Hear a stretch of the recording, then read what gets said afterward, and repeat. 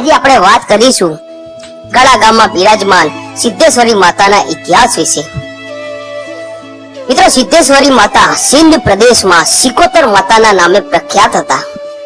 સિંધ પ્રદેશનો રાજા હમીર સુમરો જેઓ મુસલમાન હતા અને તેમની પત્ની કકુ જેઓ માતાજીના પરમ ભક્ત હોવાથી માતાજી તેમની સાથે સાક્ષાત વાતો કરતા। એટલું જ નહીં, હમીર કકુની ભક્તિથી પ્રસન્ન થઈને માતાજી હમીર કકુની 150 ભેંસોની રખેવાળી જાતે કરતા હતા। માતાજીની અપાર ભક્તિને કારણે હમીર માતાજીના ભુવા હતા અને માતાજી અલગ અલગ સ્વરૂપે હમીર જોડે વાતો કરતા। આ બાજુ પાટણના રાજા સિદ્ધરાજે હમીર કકુની 150 ભેંસો ચોરવાનો નિર્ણય કર્યો। હમીર કકુની 150 ભેંસો ચોરી પાટણ લાવ્યા ત્યારે કકુએ માં સદીને મેણા ટોણા માર્યા અને ભેંસો પાછી લાવવા કહ્યું। હમીર કકુનું મેણું સાંભળીને સદી વઢિયારમાં વરણા આવીને કીધું, ખોડિયાર, હું પાટણ મારી 250 ભેંસો લેવા પાટણ જાઉં છું। ખોડિયાર બોલ્યા કે હું પણ તારી સાથે આવું છું। એટલે સદીએ ખોડિયારને કીધું કે ના, હું એકલી જ પહોંચી વળીશ અને રાતના 12 વાગ્યે સદી પાટણના દરવાજે ઉતરી। સિદ્ધરાજ રાજાને ખબર હતી કે સદી તેની ભેંસો લેવા ચોક્કસ આવશે, એટલે સિદ્ધરાજ રાજાએ પાટણના પીરોની દરવાજા પર પીરાઈ ગોઠવી હતી, કેમ કે સદી ભેંસો લેવા આવે તો પાટણમાં ન આવી શકે। એટલે સદી પાટણના દરવાજા બાજુ વળી એટલે પીરોએ રોકી અને કહ્યું કે બોન ક્યાં જાય છે? આ દરવાજા પર અમારી ચોકી છે, તમને પાટણની અંદર નહીં જવા દઈએ। એટલે સદી બોલી કે અલ્યા પીરો, મેં સદીએ સિદ્ધરાજ રાજાનું મેણું ભાગવા આ ભેંસો આપી હતી અને હવે ભેંસો પાછી લીધા વગર હું સદી પાછી નહીં વળું।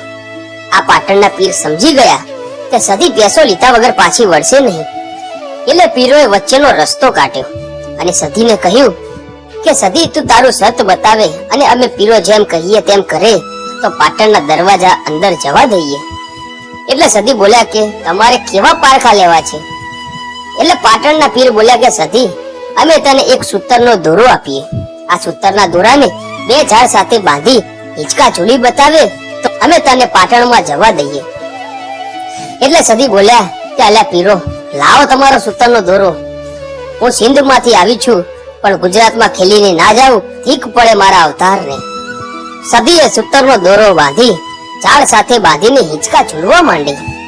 સદી હિંચકા ઝૂલતી ઝૂલતી આકાશમાં ઉડવા માંડી અને સદીએ આ પાટણના પીરોને કહ્યું કે અલ્યા પીરો, તમારા પાટણના જેટલા પીરો હોય એની પીરાઈ મૂકો। જો આ બધા પીરોને કૂદીને પાટણમાં ના ઉતરું તો હું 12 ભવની બારવટી નહીં। સદીએ એક કૂદકો માર્યો, પાટણની રાણકી વાવે આવીને ઉતરી। બીજો કૂદકે સિદ્ધરાજ રાજાના મહેલમાં બહેડો માંડ્યો। પાટણના પીરોને પછડાટ આપીને સદી સિદ્ધરાજ રાજાના મહેલમાં આવી। મહેલમાં આવીને સદીએ રાણીવાસમાં ધૂણાપો મૂક્યો।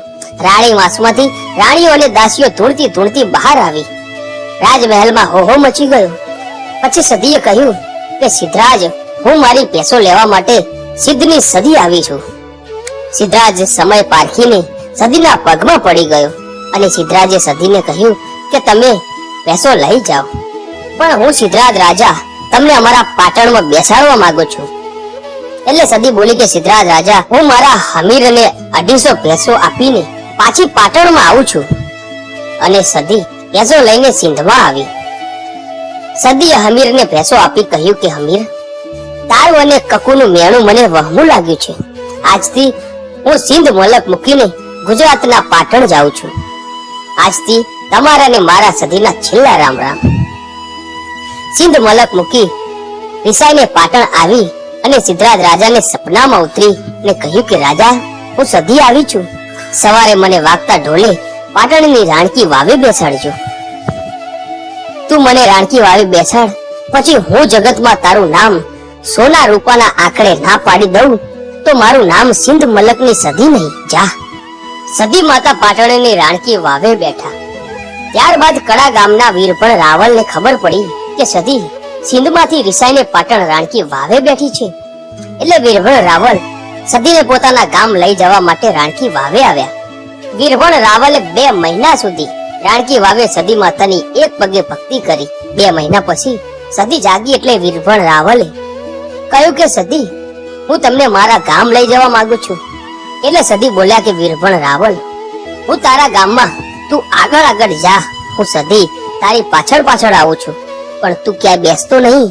જો તું રસ્તામાં બેસીસ તો હું ત્યાંથી આગળ નહીં વધું. એટલે વીરભણ રાવલ પાટણથી ચાલતા ગામના માર્ગે પડ્યા અને સતી વીરભણ રાવલની પાછળ પાછળ આવી રહી છે. આમ કરતા કરતા કડા ગામ આવ્યું.